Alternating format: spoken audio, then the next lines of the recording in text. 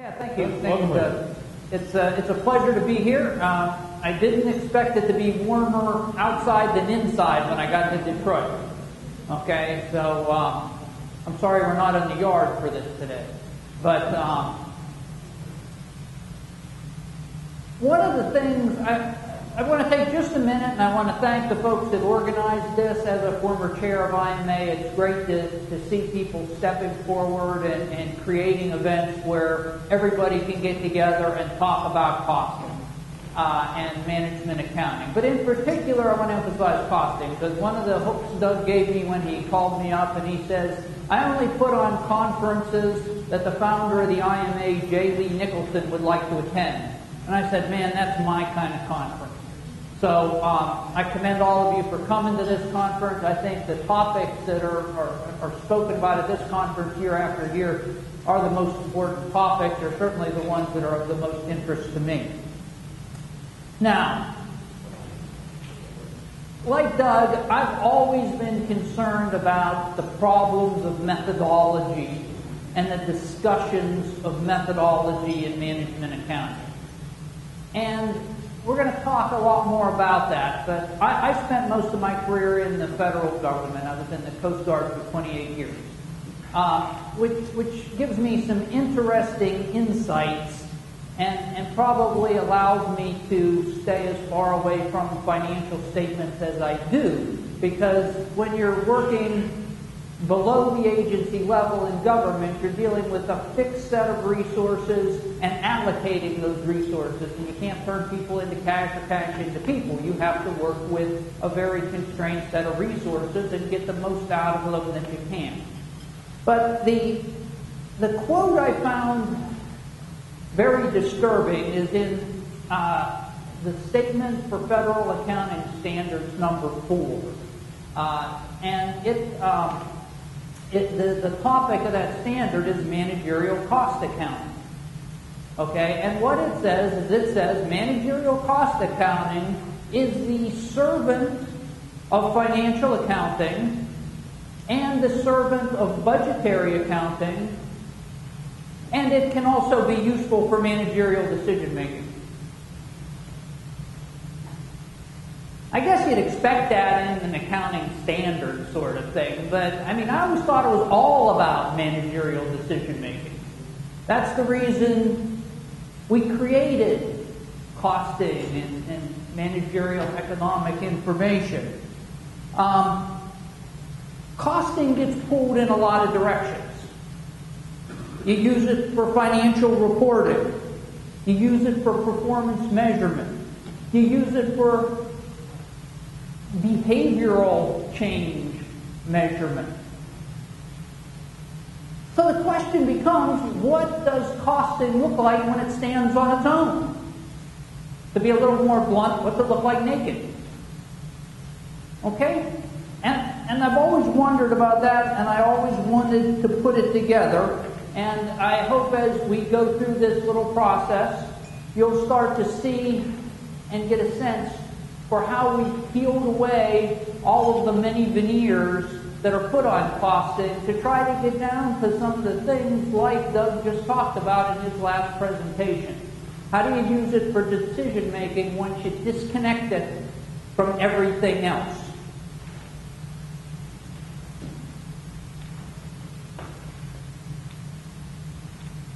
So what we're going to talk about is first of all, the idea behind the conceptual framework for managerial costing. And, there's three fundamental questions. What is managerial costing? What's a conceptual framework? And why did we do this? I don't know which one of those is the best question to answer first. I'll just plow into them in this order and we'll sort it out. And then after I give you some background about what we're hoping to achieve and why we called things the things we called it, we'll talk about the actual framework itself. So first of all, when we talk about costing, we need to define the universe we're talking about.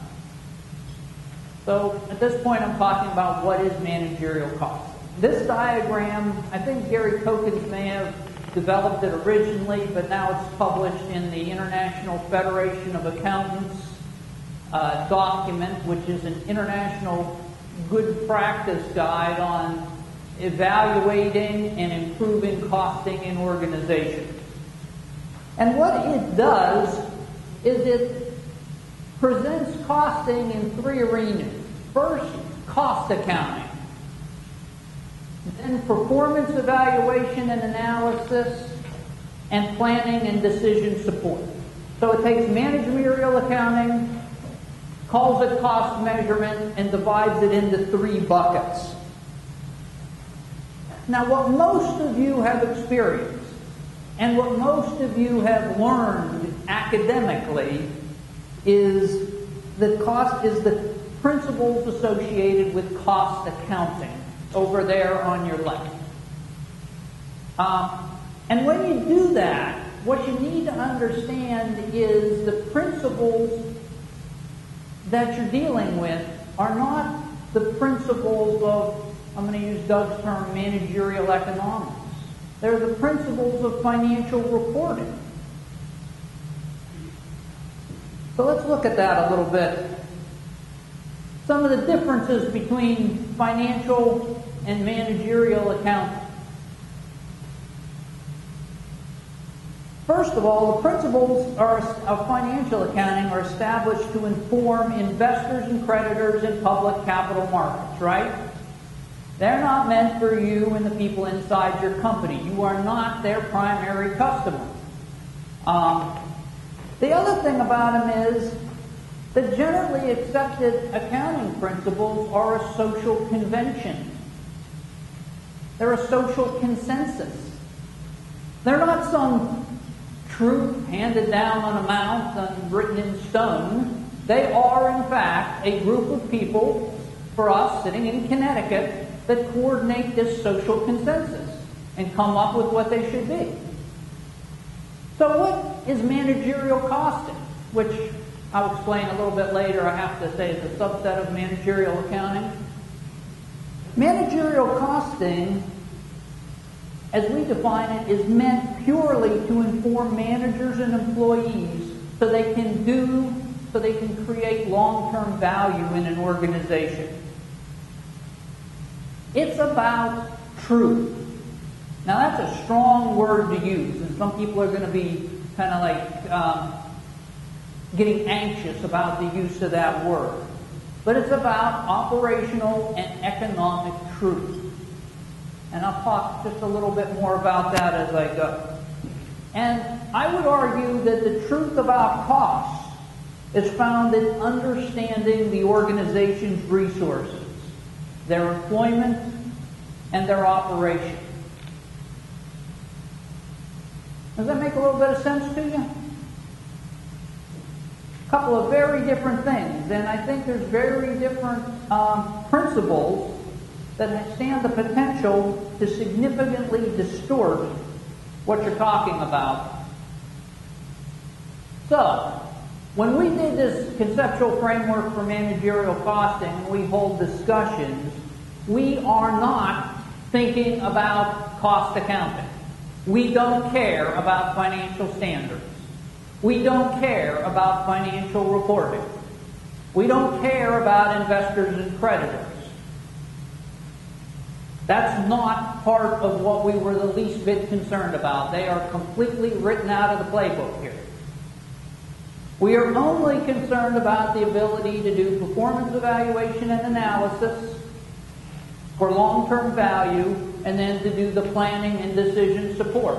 Again, to create long-term sustainable value.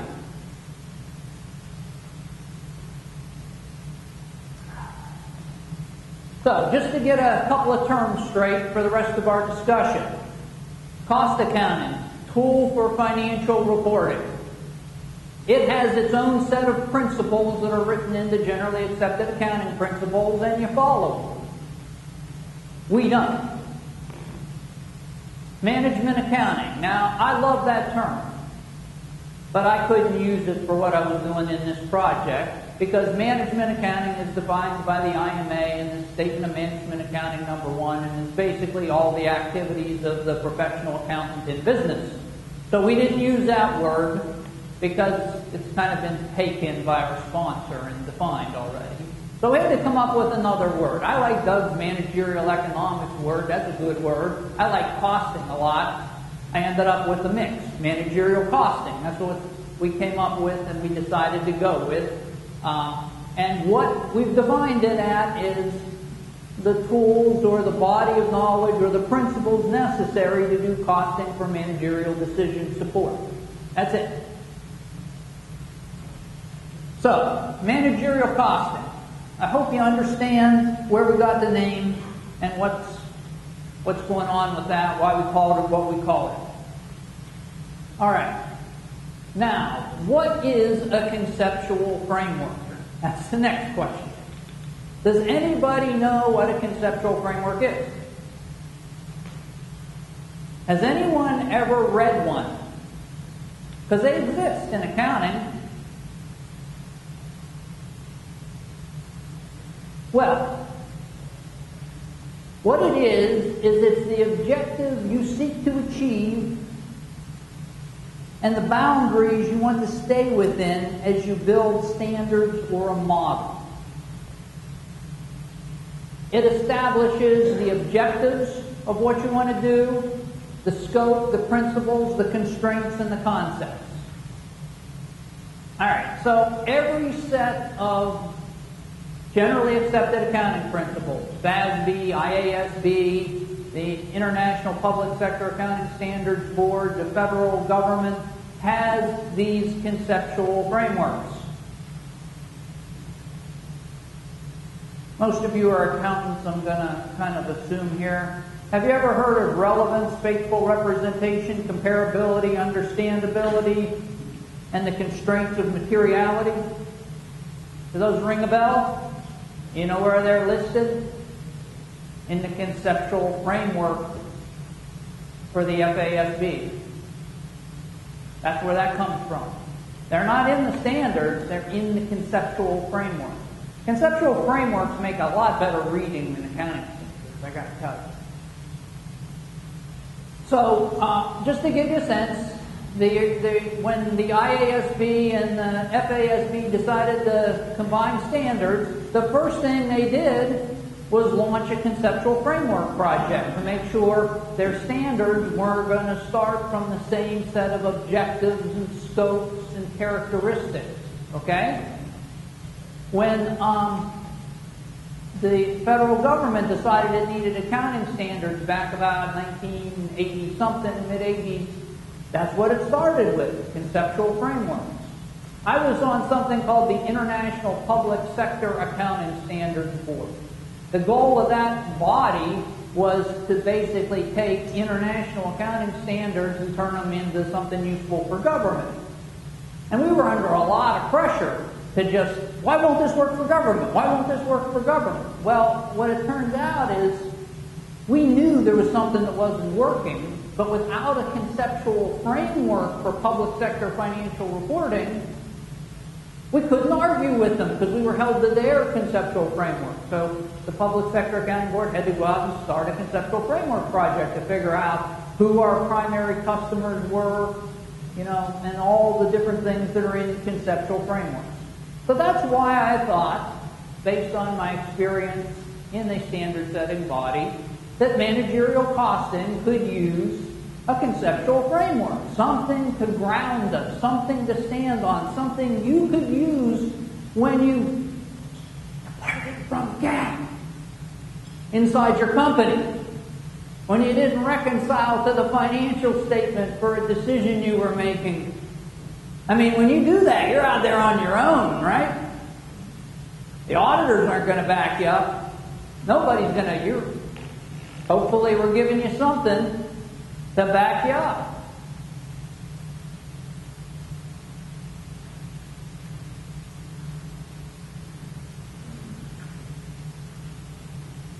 So, where do you go today for managerial accounting concepts, for costing concepts and costing guidance. When you do something like Doug just did, where do you go? You say, Doug Hicks said so? It works for me. You can tell me that. I'm fine with it. Doug Hicks said it, good as gold. But there might be somebody out there that doesn't know who Doug Hicks is. Where do you go? I know where you go. Most of the time you step back and you go to generally accepted accounting principles and the costing that go on the financial statements. That's in writing. It's solid. It's accepted. Someone will back you up eventually. You don't have anywhere else to go. You go to a textbook.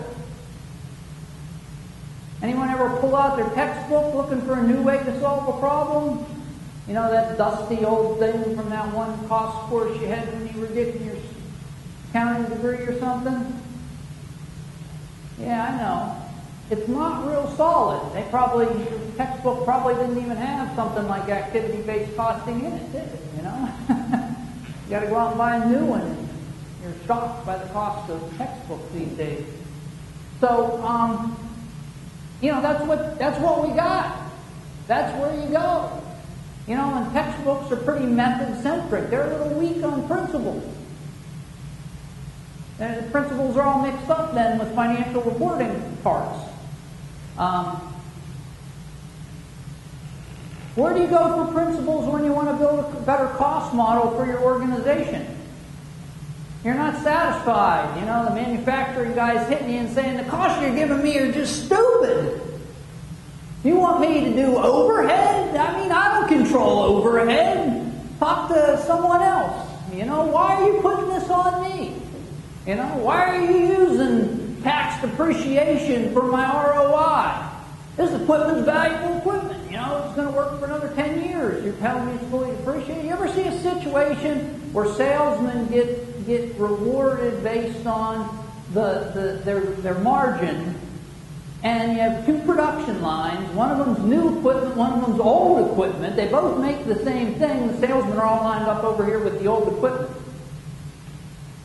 trying to get their orders run by the old equipment because there's no depreciation charge on it, so their margins are bigger. And it's doing lower quality work, they're making customers wait, where they can go over here to the new equipment, but no, the margin isn't near as good because they're doing depreciation just the way Doug said not to do it. Okay? It happens. I've seen it. There's nowhere to go. And what are the principles and concepts? And where are the principles and concepts to compare management accounting methods? Okay, so you want to depart from traditional standard costing. You want to do something different. You read a book on, I think Doug wrote a book on activity-based costing, small and medium enterprises. Great book. You want to do something like that. Where's your foundation for that? How are you going to build a case for making that investment? You want to put in something I'm going to talk about later, resource consumption accounting.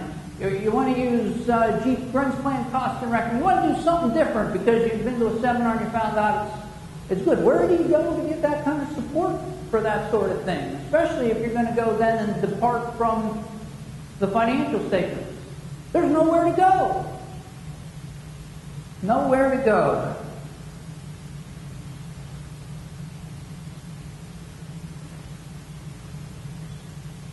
So, another part of the problem.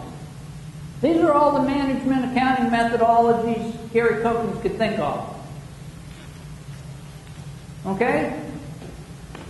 Most of us don't even know what they all are, and we're the professionals in the field. Okay? Or understand the difference. Now go try to sell one of those things to somebody else. It's tough.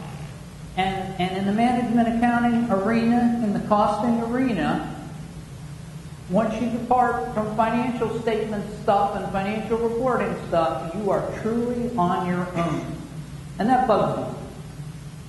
Because I think that's where we need to be. That's what creates long-term term sustainable value.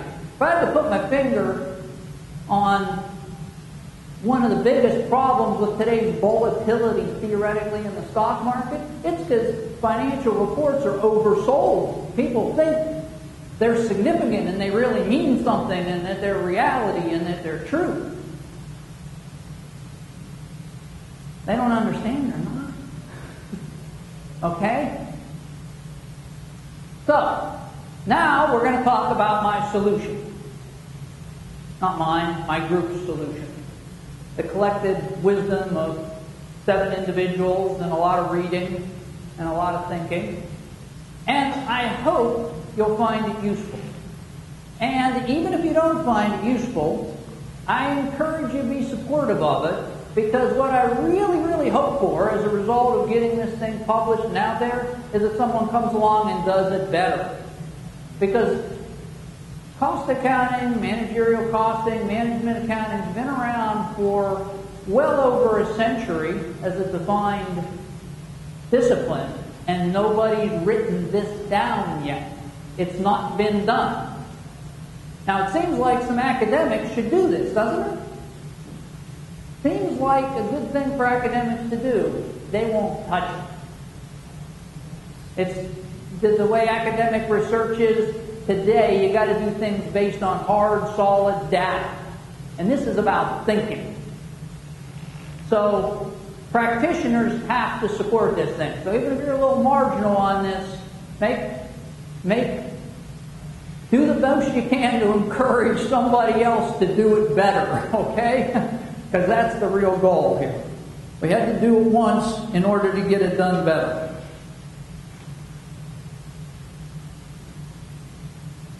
Alright, so this is the conceptual framework, the outline for it. I'm not going to cover every topic here. We have the objective, we have a scope, we have a set of characteristics with principles, concepts, and constraints. And that's going to be the main part we're going to talk about, because that's really the heart of the whole thing. And then in our document, we decided to get practical, and we wrote a section called the Framework in Operation. We wrote a call to action at the end to try to get people a reason to do this. And then we have a little appendix at the end, because it's kind of a controversial idea, this idea of truth in management accounting. What constitutes presenting the truth?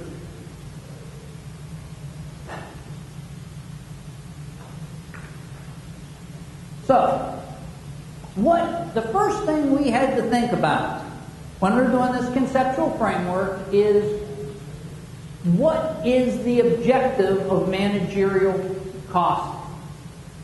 Okay? What is the objective? What were we trying to achieve? And I've talked about some of these things. What differentiates financial accounting from managerial accounting information? You know, I kind of hit on that. Who's the target customer for managerial costing information? What's the most important result of managerial costing information? Okay? You can probably answer these questions about financial accounting and financial reporting. Can you answer them about managerial accounting and managerial costing? They're a little tougher. It gets confused. And what do managers make decisions about? What really drives the costs in an organization? So, this is big. This is like the headline of this conceptual framework, because this is the objective of managerial costing.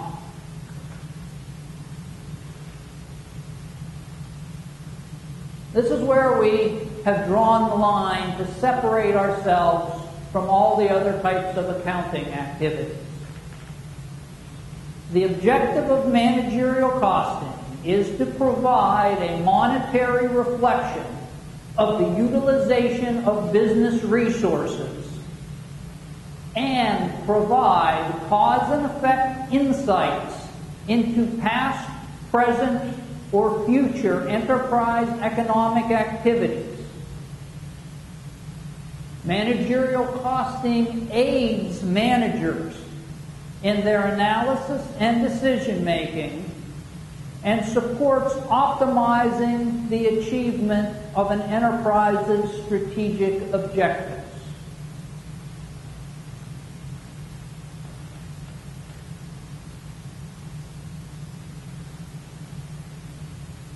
I'm pausing so you can just kind of mull on that for a minute, because it's really a significant statement. And if we've gotten it wrong, I'm concerned. We've revised it about 1 million times. I hope you think it states what I've been leading up to. Some of the key terms in there, and what we actually do is we go through and we pretty much define every significant term in this statement to make sure it's clear. But the big ones are reflection. What does reflection imply? Is it a Picasso painting? No, it's not. That's a feeling or an image. We want a reflection, like in a mirror, not a funny house mirror, in a real mirror that looks very, very, very much like the business resources. Undistorted, clear. The second big word in that statement is cause and effect. Cause and effect is the basis of all learning. It's the basis of the scientific method. It's what makes things actionable. A cause and an effect. And also an effect to its cause. You've got to be able to go both ways on that, or you're not helping your managers. That's why they get so mad about these weird overhead things you do to them. No cause and effect. The word aids. Let's be clear. We're producing information. Information needs to be interpreted and used. You can have perfect information and make wrong decisions, right? There's no way I can necessarily make someone make the right decision even though I present them great information. So we aid. And then, of course, we use the words enterprise strategic objectives because we're writing this for everybody. I, of course, spent, as I said, many years in government. I wasn't worried about making a profit, but I did have things I wanted to do, or my organization did.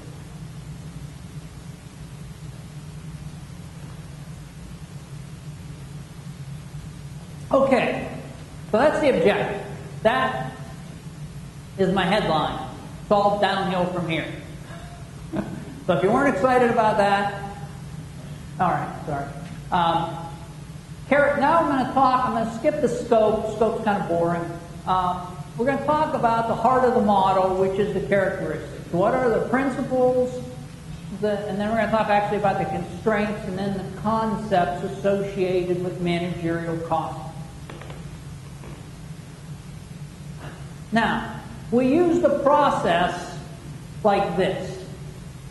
There's a whole universe of potential concepts, right? We had to come up with the principles first. Then we looked at what are the constraints that exist out there. And as we thought about our concepts, we kind of filtered them against the principles and then the constraints. The principles probably carry by far the most weight, but the constraints are important as well. They're not just useful for modeling and for doing managerial costing, but they're important to be aware of. So, when we started to think about principles, we had to think about what are the foundation of principles. And, what must form the foundation for a set of principles? If you're going to create a set of principles for something, where do you start from? What's your bedrock? Well, you're not going to be surprised at the answer here. It's true. Now, truth. Like that word again, it's irritating, okay? I mean, what is truth in managerial costing? I'm not talking about lying or not lying. You know, we're human lying. I'm talking about getting to something like the right answer. Okay? But it's not precision. I'm not the least bit interested in precision.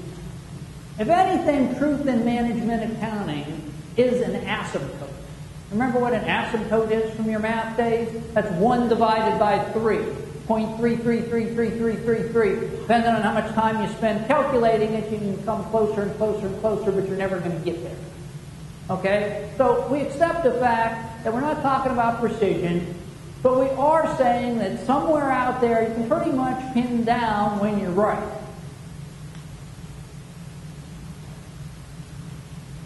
So then, what? True cost. How many times have you used the word true cost? Or have you been asked for the true cost? A lot of times, right? A lot of times. You know, I used, when I was younger, before I thought really, really deeply, when I was trying to make a name for myself in the Coast Guard, I used to have this saying that said, I'll make it cost whatever you want, just give me choice of adjectives.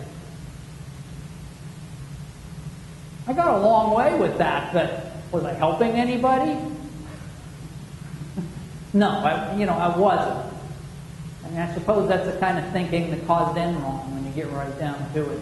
But that's not what we're seeking to do here.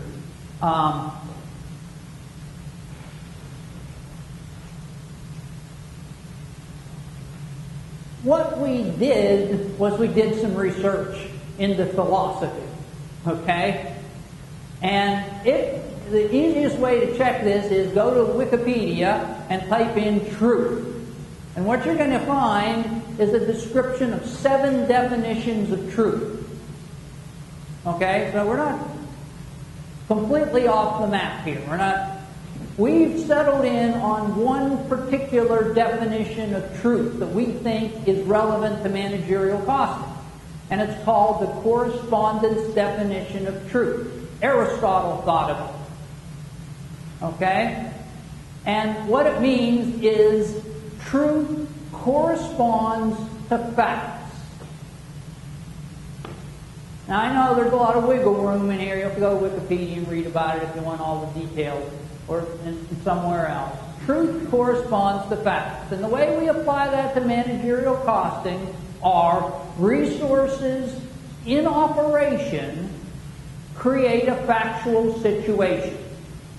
You, when you do managerial costing on this framework, are trying to represent the resources you have in a manner that reflects reality, the facts that are out there, as undistorted as constraints allow you to be. Does that make a little bit of sense? So I've narrowed truth down from a word that starts to say truth or lies. No, we're not talking about that. We're talking about something very specific here, a particular definition of truth defined by the thing that you're representing, the facts you're attempting to represent. Everyone okay now with me talking about truth? We're not talking about ethics. We're talking about something very specific. So, let me give you just a little example to drive home the point, because I think it's an important point. We can all do some simple math. My last job in the Coast Guard was I ran an accounting factory, if you will. We did all the accounting processing for the Coast Guard and Transportation Security Administration and a couple of other agencies. So, this was my factory. And somebody would come and ask me to do 12,000 more transactions a year. And this was the situation. We had personnel cost of $30 million, operating cost of $15 million. We already did 3 million transactions. So how much was I going to charge people for doing 12,000 more transactions? Because I was in government, I'm supposed to do this based on cost, not a market price, right? Well, let's just pin it down to two answers. Okay? First one is I did some simple math. $15 a transaction times 12,000, $180,000. Or the judgmental cost of it's going to cost me one more accounting tech.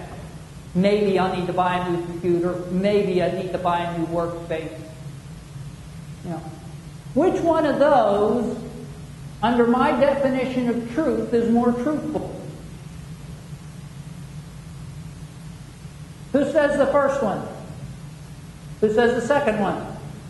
Yeah, I agree with the second one. Because there's a lot of abstractions in that. When you look at the reality of what's going to be put on that accounting floor to do those transactions, the second one is the more truthful. Is closer to the operational truth. It's not truthful. It's not like you're lying if you say the first one, because over 10 years and the growth of a lot more transactions, that number may well be the right number. Okay? I don't disagree with you. Under a whole bunch of circumstances, that may be the right number that you need in the long haul. But on kind of an immediate basis, this represents the reality that's going to occur on the floor. Believe me, I tried to get the top number every time. So,